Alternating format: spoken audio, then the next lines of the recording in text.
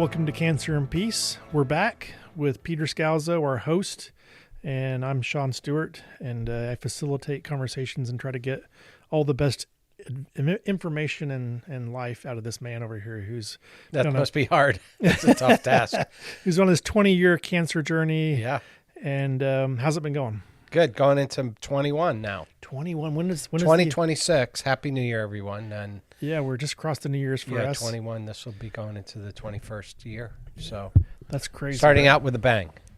Yep. Pretty cool. And it's good to be back and just to share a little bit of what's going on the journey. Any updates at all on the cancer journey that before we start out?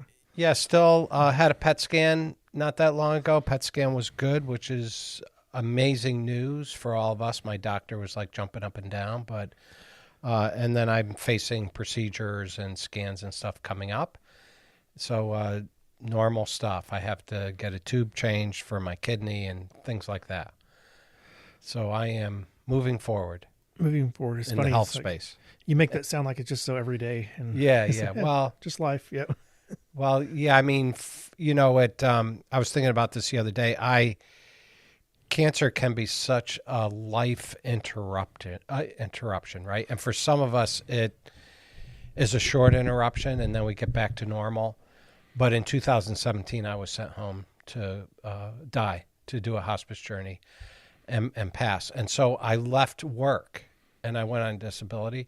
So it was a huge interruption. And now, since 2017, I have been full-time doing health stuff besides the spaces that I volunteer in, which is Celebrate Recovery, recovery-based ministry, and then also cancer support and doing this podcast and everything. So, so I stopped practicing law, stopped my life as normal.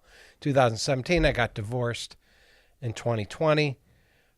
So that a lot of my life has really taken on a different course, and I don't feel like I'm in control of it at all. But I feel like I'm in control of how I'm going to respond to these changes.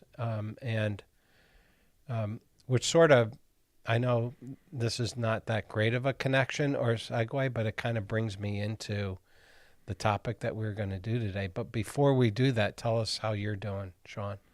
How am I doing? I am, I'm entering the new year a bit frazzled. Need to be able to slow down. This is going to be a good topic today, just to see if it's possible to live in this place that you're talking about.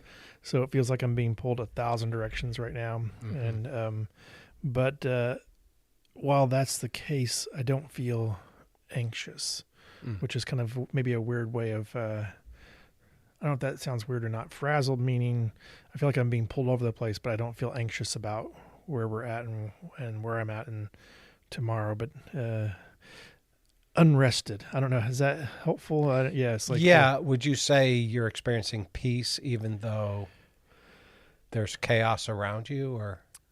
In a sense, yes. Meaning that it feels like there's chaos around, but I don't. And so that's the frazzled. It's like I feel like there's 1,000 things hitting me at once, and there's not an ability to do all those things and manage all the things that are coming my way. At the same time, I'm not sitting here like I know when I feel anxious, and I just had that pit in my stomach where it's just like the anxiety is there. And so I think in one sense, if you thought about peace as a lack of anxiety, yes.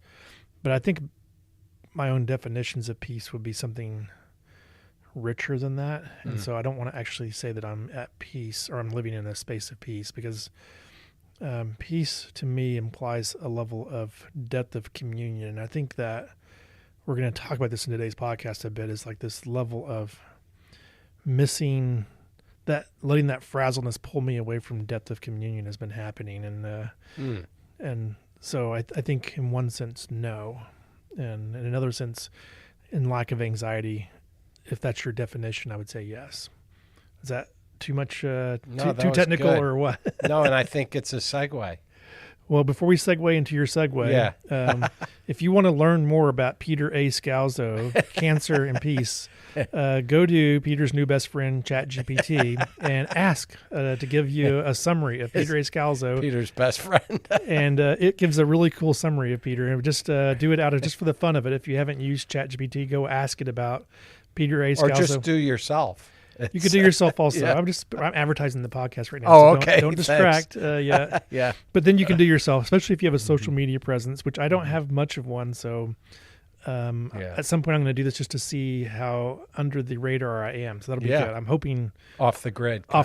Yeah. Unless, so to speak. Until it starts listening to podcasts well, which I think it's just too resource intensive, I may stay under the radar for a while. Yeah, good.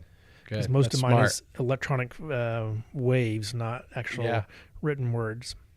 So anyway, so if you do that, I think you're going to find something interesting out there, and actually an additional item that we were just talking about, I thought it was fantastic, is ask it to summarize, a top 10 of cancer and peace perspectives, or I'll call it distinctives. Mm-hmm. And I think you will find that it does a really good job of sharing a lot of the concepts that we've shared. And we're probably going to cover that in a future podcast just for the fun of it. Yeah. Because we've got a couple of years of interactions out here that have a lot of distinctives that are there. And so that'll lead into today's topic as a big distinctive. It fits into something that I think you and I have talked about somewhat peripheral, but I don't know that we've actually gone to the specifics of this particular story. And we were doing the miracles of Jesus, but this isn't a miracle. This is a story of Jesus and an interaction. Mm-hmm. Ball's in your court. Introduce. Oh, it is? Yes. Oh, I thought you were going to read it. No, you're going to introduce the topic. Oh, I am. Well, the topic surfaced for me, and it's mentioned in my book that I wrote in 2019. And there was a particular time in my life where I was just extremely busy with my law practice, with the kids, struggling with marital issues and my cancer journey. And in fact, I had been hospitalized for a week in 2015 because nothing was passing through my intestinal system. So I had to get an NG tube and spend a week in the hospital. And we had a Leslie, my wife then, and I had a week planned in northern Spain. And we were and she was with my daughter who did a gap year, and she was in Bali with Pearl. And so I flew out to northern Spain by myself to meet them. They're going to fly from Bali. Pearl was doing her gap year. Leslie had joined her, and then we were all going to meet in northern Spain. But Bali had a volcanic eruption, and the ash prevented flights from leaving and coming to that area, to the only airport they could fly out of. So for a full week, I was by myself. And I kind of knew something was going on with me physically and that there was a storm brewing. I just spent a week in the hospital, but I'm like, ooh, this is not resolved. Why did my intestines shut down completely? And so I kind of knew something was going on. And this was a little gap before my major surgery in which we discovered metastatic cancer. And again, the kind of metastatic cancer I was struggling with, I had a 2% chance. a 5% chance to live 2 years. But that I didn't know that yet. But I had this week by myself in northern Spain, and had a friend from home who had lived there, so he had contacts, and so I met up with contacts at night. But I had the days by myself, and something struck me about the Mary and Martha story in Scripture. This story where Jesus went to stay at the house, and Martha is, it's a typical Middle Eastern house, and she's hosting Jesus and the disciples, and she's busy running around doing preparations for the visit, right? And Jesus came, and she was still running around. And Martha has a sister, and sorry, I know you're going to read the scripture, but Mary sat at Jesus' feet. And I'll let you tell the story, but so we'll read it, yeah. But for me, this 1 week, I called it Mary time. And it was a time where I would just sit at Jesus' feet for that week, really releasing and letting go and surrendering this impending thing I knew in the back of my mind was going to come, what I had just gone through, and just my whole life in general, which felt so chaotic. All right, here's the story. It's out of Luke chapter 10, verses 38 through 42, I believe. And so here we go. And this is the NIV. As Jesus and his disciples were on their way, he came to a village where a woman named Martha opened her home to him. She had a sister called Mary who sat at the Lord's feet listening to what he said. But Martha was distracted by all the preparations that had to be made. She came to him and asked, Lord, don't you care that my sister has left me to do the work by myself? Tell her to help me. Martha, Martha, the Lord answered, you are worried and upset about many things, but few things are needed, or indeed only one. Mary has chosen what is better, and it will not be taken away from her. There it is. This is a story. Pretty short and simple story. And you called it Mary time. Simple, but very profound. Yeah. Yeah. Yeah.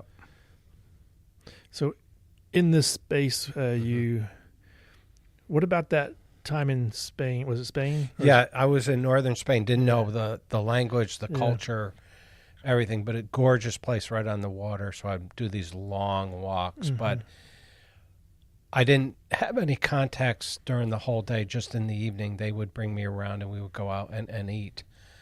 But I had really no contact with anyone. I was in a foreign country, all that for the 12 hours during the day. And so what was impressed upon me was that story that you just read. And so for me, it was, what does it mean to sit at the feet of Jesus? Now, during that time, it was pretty easy because I was by myself and I didn't know anyone. And it's not like I could go out to a movie or anything. I didn't know the language. Yeah. And so I sat at the feet of Jesus for that week. Prayer time, surrendering, walking with Jesus, talking with him. Everything I did was, he was my companion. He was, of course, inhabiting me, through the Holy Spirit, my soul, my spirit. Everything was impacted by his presence during that week. That's the best way that I can describe it. But it was absolutely wonderful. So when you heard my definition of peace earlier, you could resonate with this experience would match with that, not just absence of anxiety. Right. Yeah, I think because as I came home and then, 2015 started a metastatic cancer journey, and that would bring about a lot of events in the cancer space. In fact, I think 7 years went by where I didn't have 1 week without a doctor's visit, hospital visit, anything. So it produced this whole cascade of being in the medical world, of expecting to pass, and 6 recurrences, radiation, immunotherapy infusions for 7 years, just an onslaught of the medical world coming at me with a diagnosis that, again, had a 5% survival rate for 2 years. I want to go back to something, because at that moment you didn't know about that yet. Correct. Not in that Spain time. Yeah, but there's something that you said that tells me, we've had these conversations about being able to listen to our body and to know, and our bodies can be major prophets, not minor prophets. It's kind of like a Scazzaro concept, and listening to, and you said something as you started that, and that was, you knew something wasn't right. Yep. And I'm going to guess it was your body that was telling you that. There was something deep within you that was unsettled. And I'm going to actually put it into, or I'm going to ask the question this way. Would you even describe that as a bit of anxiousness that was there because there was something wasn't right? There was a sense of... Yeah, sure. And so impending. Yeah. And so, sure. So maybe it would even redefine my definition of peace earlier. It wasn't lack of anxiousness. Anxiousness could even exist, but peace could be, and the reason why I think maybe you've put this in Mary time is because what you described a few seconds ago was a week where you didn't have the ability to effectively communicate in this society because you didn't speak the language. You didn't have outlets there, so your only real companion was Jesus. Or the Holy Spirit in the presence there, and that was real peace. Yes. You experienced a level of Mary peace that was something that was transcended your anxiety or Mm-hmm. this signal that things were wrong that was coming from your body. Mm-hmm. That's a fair statement. It is. I mean, I totally resonate with what you're saying. I think that time probably prepared me more for eternity. I mean, if eternity is about being in the presence of Jesus, and I'm going to leave this body one day by myself. No one's going to be with me. Mm-hmm. And then I'm going to be in the presence of Jesus. How well do I know this Jesus that I'm going to travel to see out of my body? And I think there was great comfort with, no matter what happens in this space on earth, I have this relationship with Jesus, who's going to greet me when I get to heaven, and who's going to be God said, or Jesus says, take heart, I've overcome the world, and he actually was my peace. That personal relationship with him, he actually produced peace within me. So even in the face of what shouldn't have really been a peaceful trip, just getting out of the hospital, I'm surprised that I even went. But I think I just wanted to, I had this sense, just get away now when you can. I didn't know this was going to be our topic when we first connected, and so that, but you have been thinking, and you brought this to the table, and I think it's a good one. And you mentioned a second that we started the new year, and as I started the new year, I had gone back. We had done John Eldridge and the Wild at Heart team had put out an app that's the Pause app, and inside of it had Experience Jesus, which is a really cool segment, and it's I think it's 30 days or 30 lessons, 30 days of what we're talking about. Right. A bit. Experiencing Jesus. Yes, but it's also experiencing him in a way that learning how to set aside all the other things that are going on and to take on this posture of Mary. And so I want to, as I was thinking about, because I was thinking about some of these concepts even over the last few days, and so it's kind of apropos that we're having this conversation, and I can't remember the it was a monk, I believe, that had shared a bit about, and his comments were something along the lines of, I can't imagine,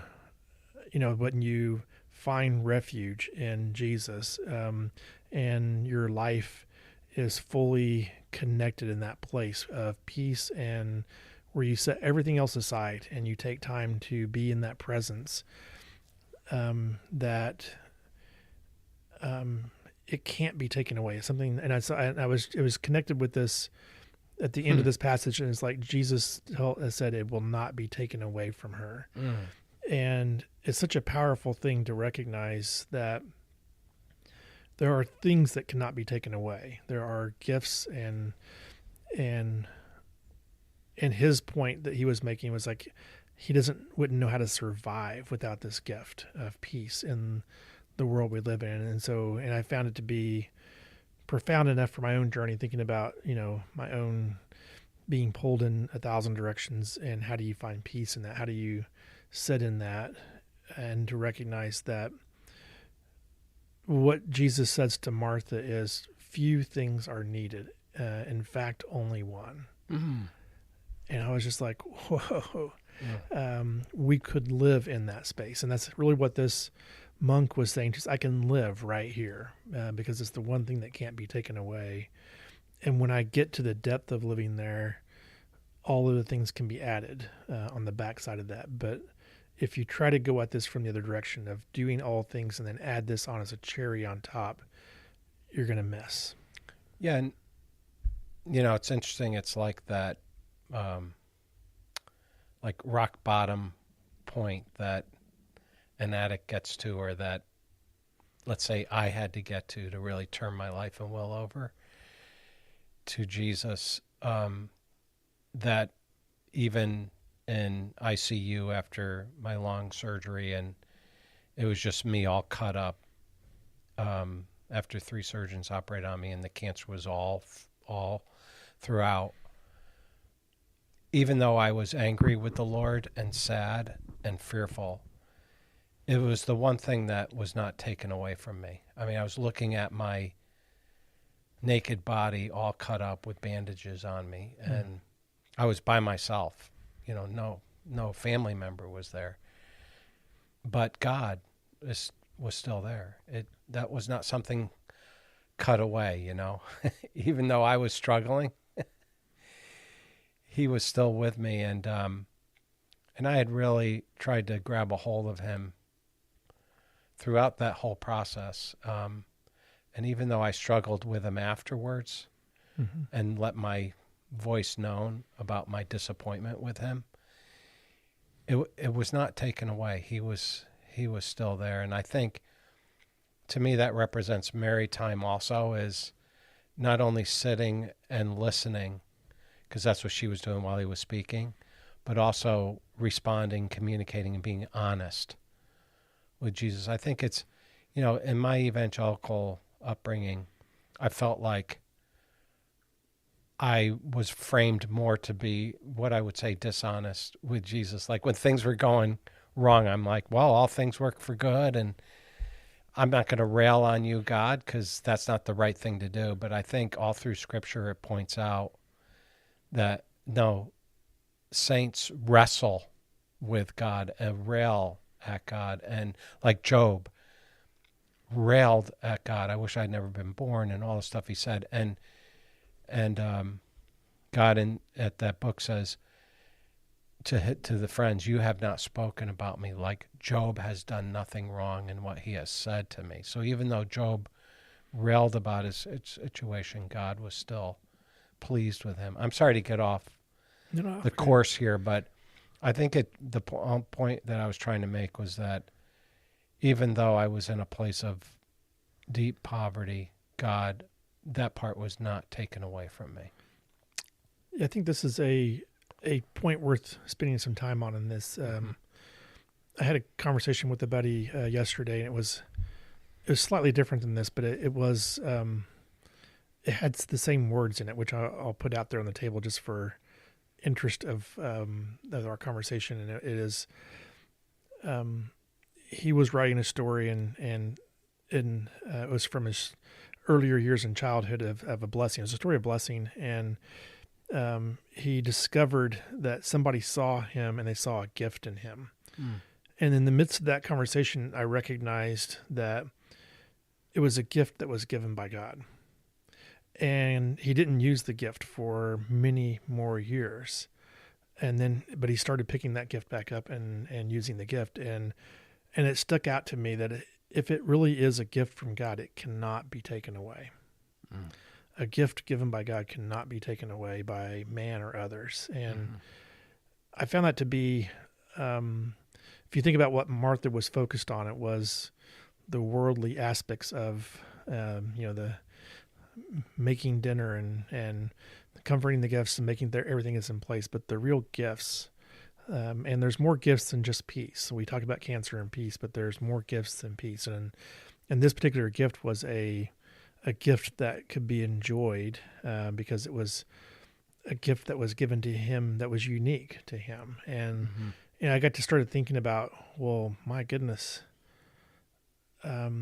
I am a unique creation of God, and I've been given gifts that can't be taken away, that are gifts from God, and they're unique to me. And usually what makes it unique is a unique combination of gifts, whether it be, how I see and hear things and understand them, and gifts of creation and things I like to build or whatever. And there are people who can build things better than me, but the unique combination of all these gifts together are a gift from God that can't be taken away. And then there's the relational aspect is the culmination of that. That comes to a point of a culmination of relation. It's a gift also that cannot be taken away. And so I think once Mary got that into reality, it's like, hey, this gift of relationship with God that is so deep and meaningful and unique. He's given her so many other gifts, but that relational gift, the culmination of that, was in fact the only thing that really mattered and was not going to be taken away. And I think that's the culmination of what we're talking about. Is that because the fact that Mary was preparing for guests there's nothing wrong with that. That's a good thing, because you're going to bless the people that are coming. And so you're preparing a meal, you're getting your home ready, right? But the story points out that she was anxious and worried about all that and upset that her sister wasn't helping her. Right? Yeah, I'm going to take it a step further. Yeah, go ahead. It highlights how much Martha didn't know who was in her house. Yeah. Because in a word, everything can, like Jesus could be like, and here's the spread, and it's going to be the wine would be the best wine you could ever eat or drink, and the food would be the best you could ever eat, in a word. And and so I think that's kind of why there's this kind of this thing that was said. It was, in fact, it's the only thing. Yeah. And I recognize that, I said it earlier, and I want to reiterate this concept, is because I find this is what I tend to try to do with my own journey, and I think about it is, I want to do all those things that need to be done that look like the important things that would move me to being frazzled, just like Martha, and then add relationship with Jesus as a cherry on top, as if it's an adder. But what happens is, as I move on and do all those things, I squeeze out that peace and joy and relational time, as opposed to saying, God has all that, and he can find a way to do any bit of that. And it doesn't mean to be irresponsible, but it means I start with that which is most important, and then allow the rest to fall into its natural place, as opposed to starting with where Martha was at, with all the things that looked important in my worldly eyes, and miss what that was most important. I think that's what we're talking about here. Yeah. Yeah, I mean, to me, the question is Jesus in the house? If he is, am I sitting with him? Yeah, because he has the ability to, in a blink, to provide everything that Martha was doing without any effort. And so I love that. In fact, in this case, it's the only thing. That's a pretty strong statement. Yeah. You don't know who's in the house with you, and you should be spending time getting to know that. Yeah, and it's an invitation, I think, for me as a cancer patient. I can be so uptight and worried and busy about my medical appointments, and they're all necessary, right? But I think the question for me is, have I invited Jesus into the house, my heart, my life, and am I sitting at his feet? Yes, I need to go to my appointments and take care of all that. But I think that's where inner peace comes from. I mean, it comes from that relationship. Peace comes from relationship. Yeah. Even in the midst of the anxiety of knowing that your life is being threatened by a serious disease, peace comes from relationship. And they pronounced me a terminal cancer patient. For 10 years, I've been in that space. Yeah. And had 6 recurrences. And how do I manage the anxiety and the storm of life in the medical community with cancer? And I think this is one huge area: is who's in my house, and am I sitting? Is Jesus in my house? Am I sitting at his feet? Yeah, who's really in control? Yes. Yep. And it doesn't mean you're going to get the outcome that you want. Right.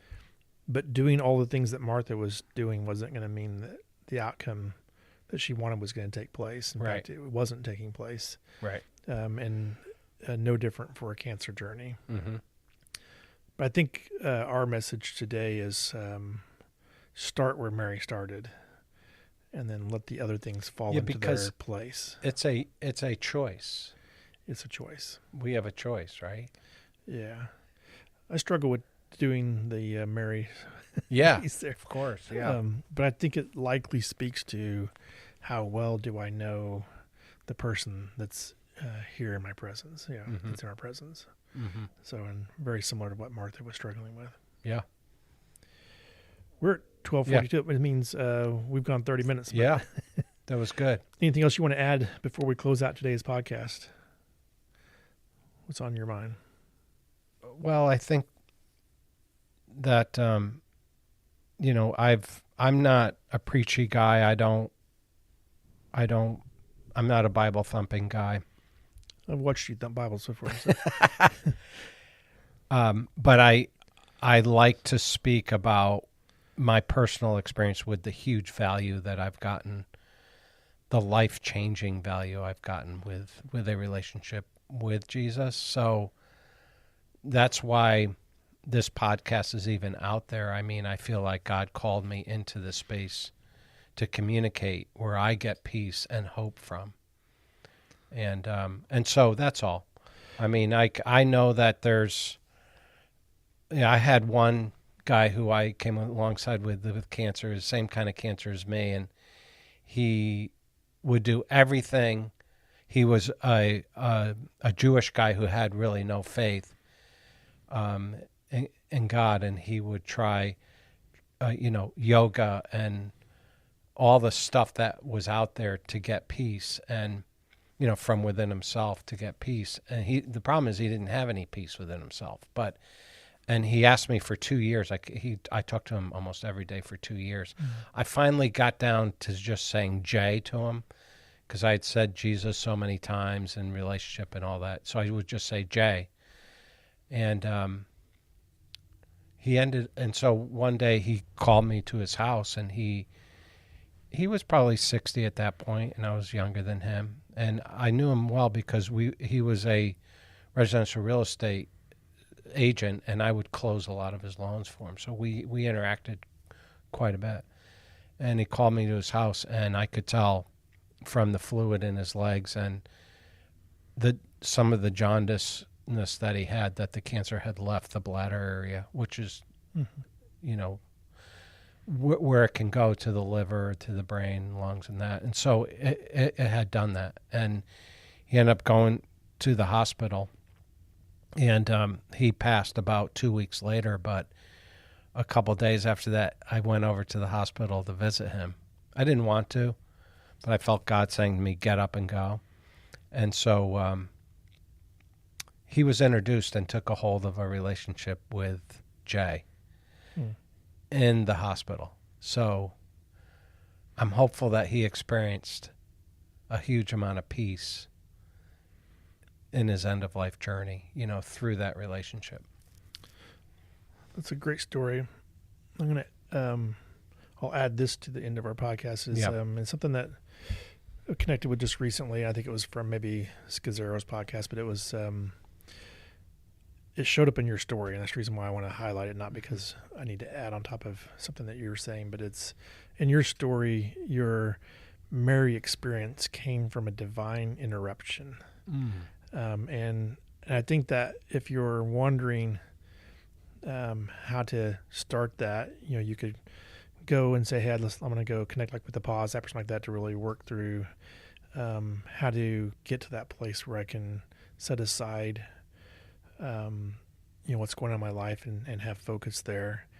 But I would also highlight that what Peter described today that took him on that journey was a divine interruption, a volcanic eruption that wasn't how he had planned his vacation, had him ending up in a hotel room in a foreign country by himself.